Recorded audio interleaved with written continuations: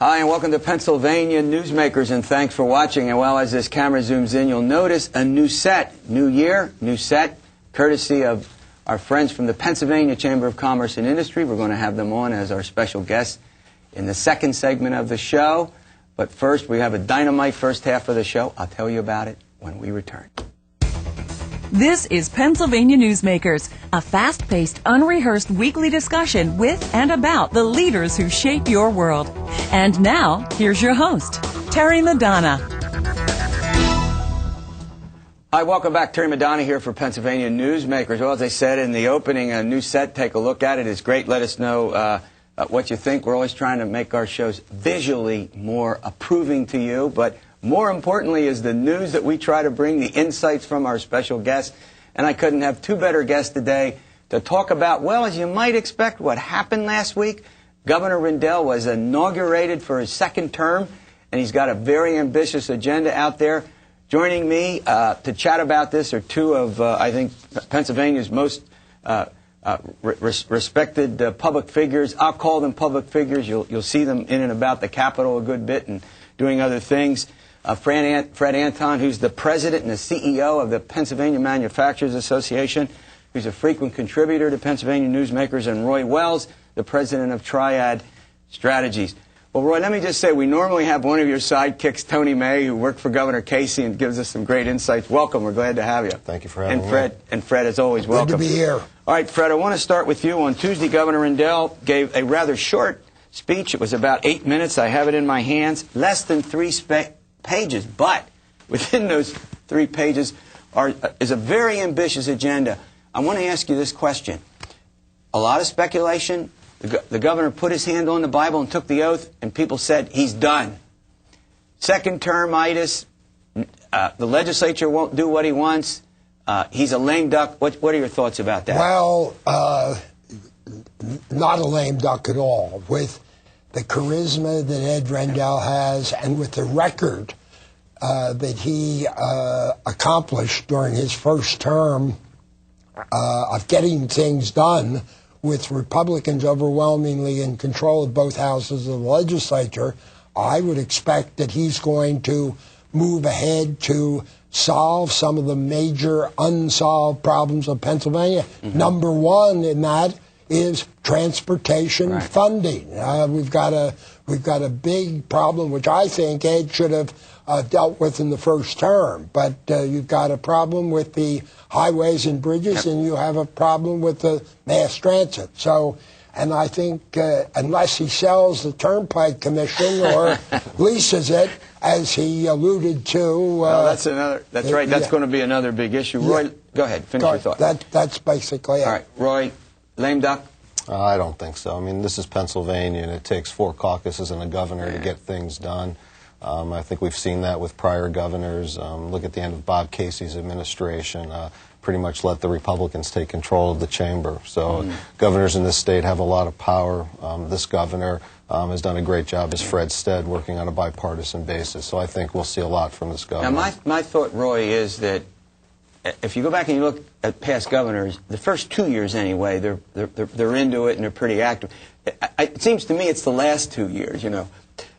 Tom Ridge left, as you know, to go be the Homeland Security Advisor. Casey, unfortunately, had that horrible health care problem. Even Dick Thornburg kind of looked, towards going to Washington. But at least you'll say the first 2 years you expect a vigorous... I think we'll see a vigorous 2 years, but I think if you look back when the governor was mayor of Philadelphia, yeah, that's true. He worked hard right up until the last day, and I don't think we'll expect anything less from him this time. Go ahead, Fred. The most dynamic politician I've experienced in my 30 years around Harrisburg, Ed Rendell. Yep. I mean, he is a dynamic guy. He is a superstar. Right. He did a great job as mayor of Philadelphia. I don't agree with the policies and the spending that he's done already and he's going to continue to do, but he's a dynamic guy. You know, it's kind of fascinating because when you get inside Harrisburg, there's all these criticisms that he's disconnected, that he doesn't show up. You know, he doesn't seem to be involved in the day-to-day activities. And, you know, even Democrats were also at one point complaining that he just seemed disengaged. But when it's all said and done, he somehow puts it together, right? He somehow manages. Somehow they manage to do it, however it works. It's amazing, his memory and his attention to detail and his command of the facts. I mean, you sit down in a meeting with him, and he's talking about each of his economic development programs. He's telling you what he thinks he can do for someone with those programs. I mean, he knows the details. He does rely on his staff. I mean, he works with his staff, but at the end of the day, he's making the decisions. And he's also a great smoozer. I mean, he can smooth across the aisle. He can make a deal with someone. He can bring somebody over. I mean, he's very charismatic on a personal dealings basis. Well, as I think most people know by now, we've got a Democratic House, but a Republican Speaker, and in the main, the Republican Speaker, Denny O'Brien, has pretty much agreed, as everybody knows, to do what the Democrats want in the House. That was the whole point.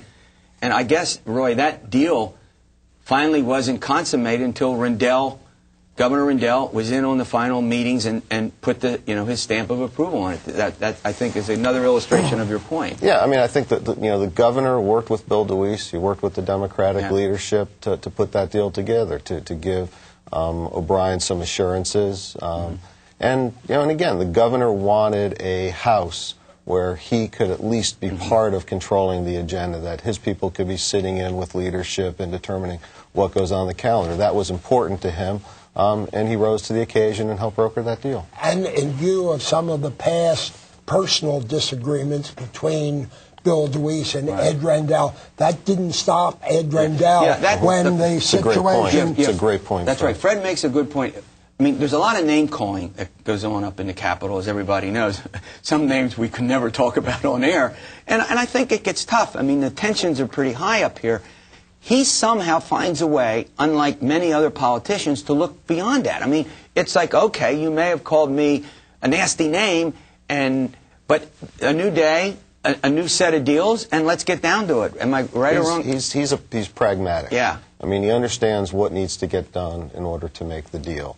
And he's willing to put differences in the past and move forward. I mean, he knows what his agenda is, and he works to achieve it. All right, when we come back, I want to ask these two guys about this agenda. He's got sort of two things on the agenda. He's got the policy stuff, as Fred pointed out, highway and transit funding. He's got to deal with health care, an initiative he unleashed this week. He's got to do something about energy. He's got a very ambitious agenda. But then, on the other hand, he's got a reform agenda out there that consists of things like reducing the size of the legislature, term limits, merit appointments for judges. Boy, that stuff is going to get very hard to do. I'm going to ask Fred and Roy what they think about Governor Rendell's agenda when we return. This broadcast of Pennsylvania Newsmakers is presented by the Pennsylvania Chamber of Business and Industry, the statewide voice of business. This broadcast of Pennsylvania Newsmakers is presented by Pennsylvania Medical Society. Doctors and patients, preserve the relationship. And by the Pennsylvania Manufacturers Association. Business in Pennsylvania is our business. Welcome back to Pennsylvania Newsmakers. Joining me is Fred Anton, the president of the Pennsylvania Manufacturers Association, and Roy Wells, the president of Triad. Two presidents, not of the United States, but of their own organizations. They're laughing about that. Two of the most knowledgeable guys about what goes on in Harrisburg. All right, Roy, let me ask you this question. The governor sort of talked about what he wanted to do in two pieces. The one piece, as Fred pointed out earlier, was sort of the policy dimension, the roads and the bridges and health care and education and energy. The other was this stuff that has been brewing for a year and a half now, reform. And some of those reform pieces are going to be very difficult to accomplish. Walk us through some of the pieces to that and what you think about them. I mean, the governor talked about merit selection. He talked about changing the way we do reapportionment in the state. He talked about the size of the General Assembly. I mean, these are all issues that the public, that have been resonating in the public, that's been resonating with editorial boards. And and the governor, as Fred said, I mean, he's sophisticated. He understands what the public wants, and he hears what the public is saying. So he threw those items out there on the table. You know, the interesting thing is these are not items that the governor accomplishes. These are items that the General Assembly needs to accomplish. And he doesn't even get a vote. I mean, it's not like he can veto a law here. There's no law to veto. Yeah, it's an amendment that goes right to the people. Yeah, I mean, it's so it's somewhat brilliant on his part. You know, the General Assembly's pretty sophisticated themselves, and they've been in front of these issues before and know how to handle it. But it's different times now. The public has a different view. Well, one area that I think universally is internal legislative reform. Yep. Good point. Not amend these bills in the middle of the night and pass them like gambling was done. That leaves a bad taste in everyone's mouth. It's the lack of transparency, and Fred, you bring up a good point, and it's one of the things that, you know, I don't understand.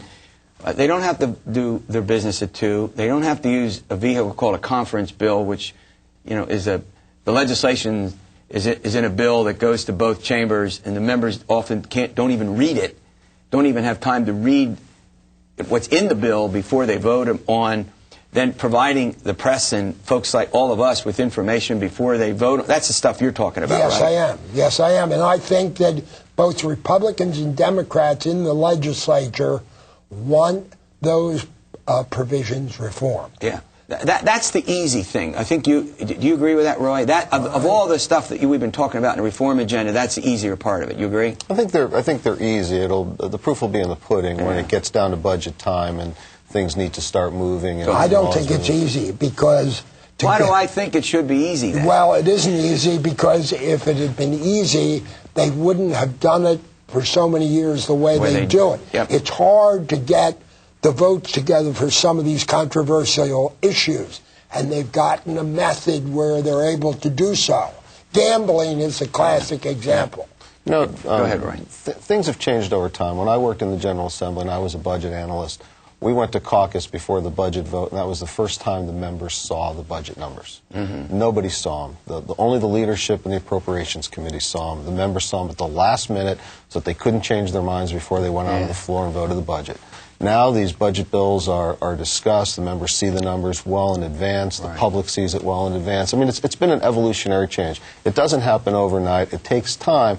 And I think we'll continue to see these evolutionary changes. Okay, Roy gets the last word. I want to thank Fred and Roy for coming. We'll have them back and see how Rendell. We're going to look at some of this stuff in the next couple of months to see how Governor Rendell does with his agenda. When we return, we're going to have we're going to hear from the business community. What is there in this new year 2007 that business community is looking towards? We'll find out how to get their reaction to the Rendell agenda, and we'll do that when we return.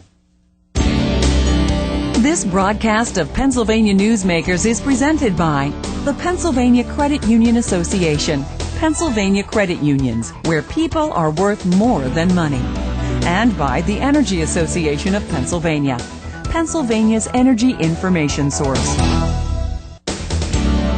This broadcast of Pennsylvania Newsmakers is presented by the State System of Higher Education, 14 state-owned universities. The state system is the largest provider of higher education in Pennsylvania. And by the Hospital and Health System Association of Pennsylvania, working towards a healthy Pennsylvania. Hi, welcome back to Pennsylvania Newsmakers, where we're going to continue our discussion. Rendell and the agenda. The governor got into the health of the economy. I couldn't have two better guys to talk about the health of the economy than Gene Barr, who's the vice president of the Pennsylvania Chamber of Business and Industry, and Kirk Liddell, who's chairman of the board of the PA Chamber of Business and Industry. Welcome, guys. Good to be here. Look, Kirk, let me start with you. Governor said in this speech, I see a state that has the ability to educate and train all of its children and to succeed in today's global economy, and one willing to make the kind of strategic investment that attracts high-wage jobs, keep young people in the state for a lifetime. Now, what's your assessment of where you see the state of the economy right now in Pennsylvania? Well, right now we're benefiting from a very strong national economy, and I would say most people in Pennsylvania are benefiting to some extent from the national economy. But compared to other states, we're really not doing that well. I'd say we're in the middle of the middle of the group, or maybe in the lower part of the group in terms of benefiting from this strong national economy. And I think we can do better. I think we should be in the top half of the states. And do you agree with that assessment? Yes, Terry, there's some real issues we have to address. And one of the unfortunate headlines, and you as a historian I think will appreciate this, the fact that I saw a headline that Pennsylvania stands to lose another congressional seat in 2010 as a direct result of people leaving the state, and unfortunately in many cases that's a result of not having jobs. That'll leave us with, I believe, the smallest congressional delegation in 200 years. I think in the span of about 90 years we've lost half our congressional delegation. We had 36 in the beginning of the 1930s, 36, Exactly. and we're down to 19. Exactly. 19 now. Well, Kirk, let me ask you this question. You know, obviously, you guys are here representing the business community. We expect you to articulate the concerns of the business community. Well, why don't you and Gene sort of tick off what you think is deterring us? This is, I think, the big thing. What in your mind is deterring us from moving into the top tier of subject you just mentioned? Well, Terry, I think we're not making the changes that other states have made. We're not moving with other states. For example, legal reform, one of our big issues. Many other states have made significant moves in the area of legal reform. And we've talked a lot, and we've had some bills that have gotten to the governor's desk and so on, but we really, tort reform, different types, which is one of the big issues for business. And the world is changing, and we're not changing along with it. We're also still back in, I think, the thought process of the government solving these problems. We have a lot of regulation, we have a lot of government, we have a lot of taxes, and other states and other nations have moved into much less regulation, much lower taxes and the like. So we're sort of standing still when the other places are moving forward. Gene, let's pick up on a point that Kirk made. I mean, one of the things with taxes is I know that your organization and other representative business community have fought hard to get some of these taxes reduced. Every time I get into, capital stock and franchise, I think, the remotes are going to go out. But without getting into it, where do you see sort of the business tax structure at the moment as, I guess you would say, still deterring economic growth? We still have one of the highest corporate net income rates in the country. We've made some strides recently in addressing some of the other parameters of taxes. We do need to do better. Given the problems we're facing, what we referenced, that is the flight of young people and the flight of our population, we need to make even more significant strides on taxes, as well as some of the things Kirk just talked about, like lawsuit abuse reform.